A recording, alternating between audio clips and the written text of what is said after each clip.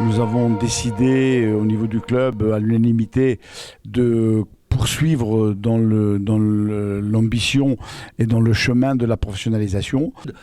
Aujourd'hui, le point important était de formaliser cette ambition de constitution de société et pour l'avenir et pour pérenniser déjà tous nos partenaires et tous les gens qui nous aident et rassurer d'une certaine façon tout le projet VHB sur les années qui viennent.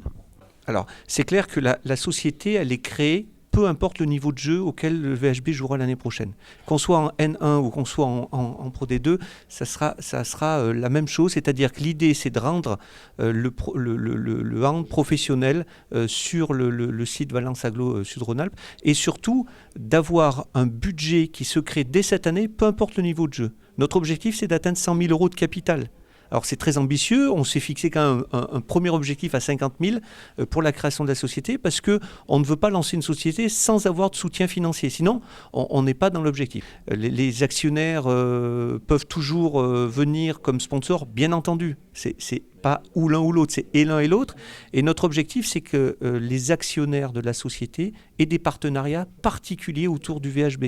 C'est-à-dire que l'actionnaire sera privilégié ou aura des opérations commerciales et de communication spécifiques par rapport à son statut d'actionnaire. Le niveau de jeu qui sera le nôtre l'année prochaine, ce que je peux vous dire, c'est qu'au minimum, si nous descendons en National 1, nous opterons pour ce que l'on appelle le dossier VAP, voie d'accès à la professionnalisation, qui est donc un cahier des charges plus réduit que celui qui est indispensable et nécessaire pour être en Pro D2 LNH. Pour être en Pro D2 LNH, c'est 830 000 € minimum de budget et 9 joueurs minimum au statut professionnel temps plein.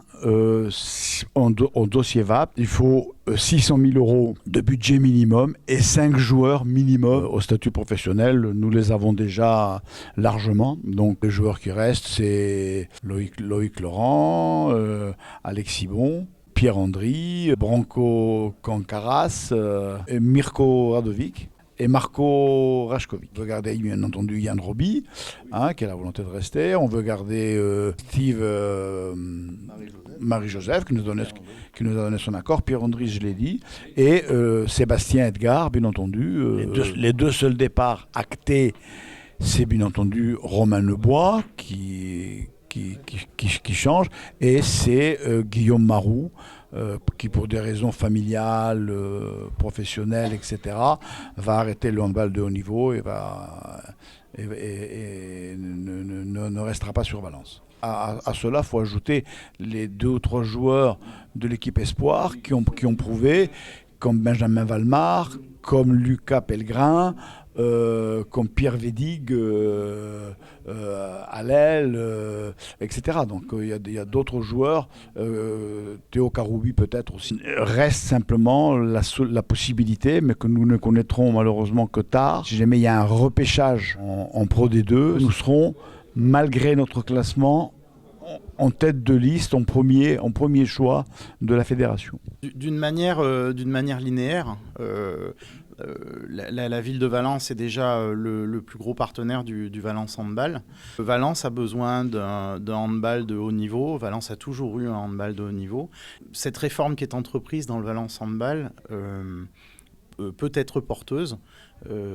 Et la moindre des choses de la part de la ville de Valence, c'est effectivement d'accompagner à nouveau le Valence Handball dans ce projet. Bien entendu, notre ambition, c'est de revenir en Pro D2. Si on a la possibilité de revenir sur le plan administratif tout de suite, ça sera bon. C'est vrai que ça va nous mettre un tout petit peu la pression, mais c'est mieux ça que redescendre en National 1, même avec un dossier VAP. Et après, vous savez ce qui se passe sur le plan sportif. Un tir sur le poteau qui rentre, qui sort, pour ceux qui ont assisté au match Valence-Dijon, vous savez ce qui s'est passé à la dernière seconde, où on perd le match sur une bêtise, quoi.